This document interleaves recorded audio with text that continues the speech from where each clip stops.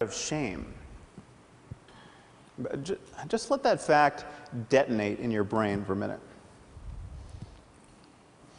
Your daughter gets raped, and what you want to do is kill her.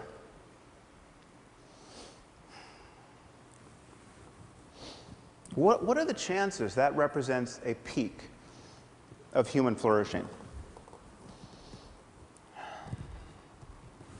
Now, to say this is not to say that we have got the perfect solution in our own society. I mean, for instance, this is what it's like to go to a newsstand almost anywhere in the civilized world. Now, granted, for many men, it may require a degree in philosophy to see something wrong with these images. But if we are in a reflective mood, we can ask, is this the perfect expression of psychological balance with respect to variables like youth and beauty in women's bodies? I mean, is this the optimal environment in which to raise our children? Probably not. Okay, so perhaps there's some place on the spectrum between these two extremes that represents a place of better balance. Okay?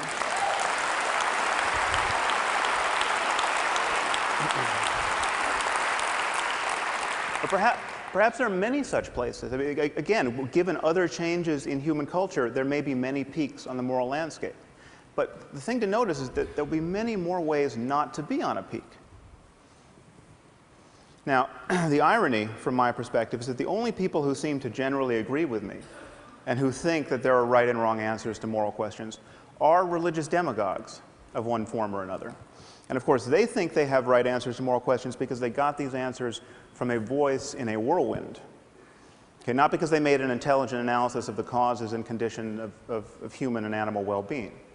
And in fact, the endurance of religion as a lens through which most people view moral questions has separated most moral talk from real questions of human and animal suffering. I mean, this is why we spend our time talking about things like gay marriage and not about genocide or nuclear proliferation or poverty or any other hugely consequential issue. But the demagogues are right about one thing. We need a universal conception of human values. Now, what stands in the way of this? Well, one thing to notice is that we do something different when talking about morality, especially secular academic scientist types. When talking about morality, we value differences of opinion in a way that we don't in any other area of our lives. So, for instance, the Dalai Lama gets up every morning meditating on compassion, and he thinks that helping other human beings is an integral component of human happiness. Okay, on the other hand, we have someone like Ted Bundy. Ted Bundy was very fond of abducting and raping and torturing and killing young women. Okay, so we appear to have a genuine difference of opinion about how to profitably use one's time. Okay.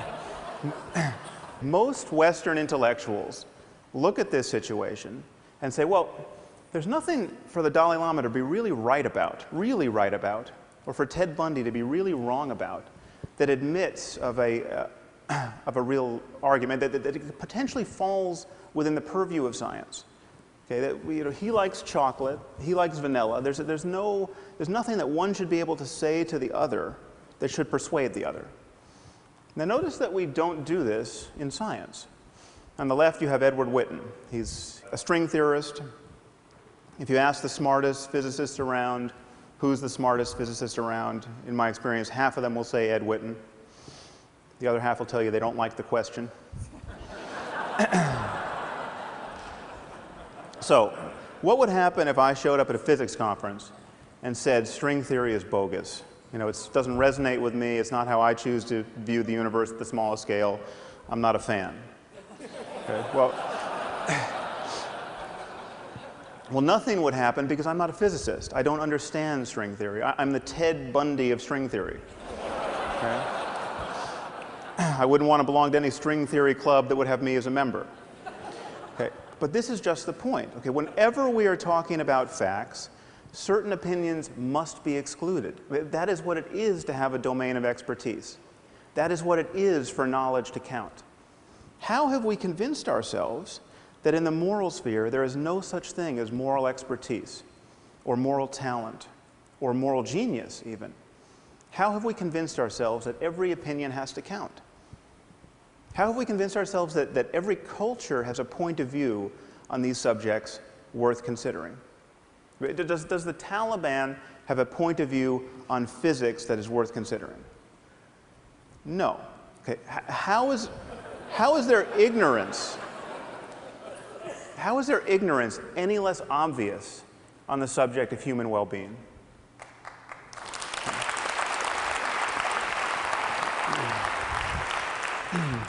So this, I think, is what the world needs now. It needs people like ourselves to admit that there are right and wrong answers to questions of human flourishing. And morality relates to that domain of facts. It is possible for individuals, and even for whole cultures, to care about the wrong things. Which is to say, it's possible for them to have beliefs and desires that reliably lead to needless human suffering. Just admitting this will transform our discourse about morality. Okay, we live in a world in which the boundaries between nations mean less and less, and they will one day mean nothing. We live in a world filled with destructive technology, and this technology cannot be uninvented. It will always be easier to break things than to fix them. Okay, it seems to me, therefore, patently obvious that we can no more respect and tolerate vast differences in notions of human well-being than we can respect or tolerate vast differences in the notions about how disease spreads or in the safety standards of buildings and airplanes. We simply must converge on the answers we give to the most important questions in human life. And to do that, we have to admit that these questions have answers. Thank you very much.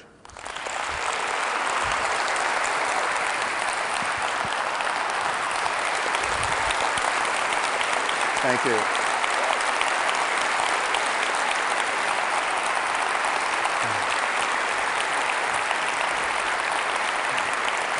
Thank you. I've got a question. Sure. So, some combustible material there. Yeah. Whether in this audience or people elsewhere in the world hearing some of this, may well be doing the screaming with rage thing after as well, some of them. Language seems to me is really important here. When you're talking about the veil, you're talking about women dressed in cloth bags. You know, I've lived in the Muslim world, spoken with a lot of Muslim women, and some of them would say something else. They would say, no, you know, this is a celebration of female specialness. It helps build that, and it's an expression, it's a result of the fact that, and this is arguably a sophisticated psychological view, that male lust is not to be trusted. Right. I mean, can you engage in a conversation with that kind of woman without seeing kind of cultural imperialist? Yeah, well, I think this is, I tried to broach this in a sentence watching the clock ticking, but the question is, what is voluntary in a context where men have certain expectations and certain, and you're guaranteed to be treated in a certain way if you don't veil yourself. And so if anyone in this room wanted to wear a veil or a very funny hat or tattoo their faces, or I mean, I think we should be free to voluntarily do whatever we want, but we have to be honest about the constraints that these women are placed under. And so I think we shouldn't be so eager to always take their word for it, especially when it's 120 degrees out and you're wearing a full burqa. A lot of people, want to believe in this concept of moral progress, but can you reconcile that? I think I understood you to say that you could reconcile that with a world that doesn't become one-dimensional, where we all have to think the same. Paint your picture of what, rolling the clock 50 years forward, 100 years forward, how you would like to think of the world, balancing moral progress with richness. Well, I think once you admit that we are on path toward understanding our minds at the level of the brain in some important detail, then you have to admit that we are going to understand all of the positive and negative qualities of ourselves in much greater detail. So we're going to understand positive social emotion, like empathy and compassion. And we're going to understand the factors that encourage it, whether they're genetic, whether they're how people talk to one another, whether they're economic systems. And insofar as we begin to shine light on that, we are inevitably going to converge on that fact space. I mean, so everything is not going to be up for grabs. It's not going to be like, you know, veiling my daughter from birth is just as good as teaching her to be confident and well-educated in the context of men who do desire women. You know, so I mean, I don't think we need an NSF grant to know that veiling, compulsory veiling, is a bad idea.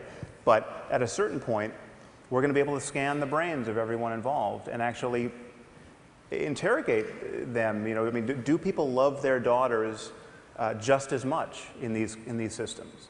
And I think they're clearly right answers to that. And if the results come out that actually they do, are you prepared to shift your instinctive current judgment on some of these issues? Well, yeah, modulo one obvious fact that you can love someone in the context of a truly delusional belief system, so that you can say, like, because I knew my gay son was going to go to hell if he found a boyfriend, I chopped his head off, and that was the most compassionate thing I can do. If you get all those parts aligned, yes, I think you could probably be feeling the emotion of love. But again, then we have to talk about well-being in a larger context.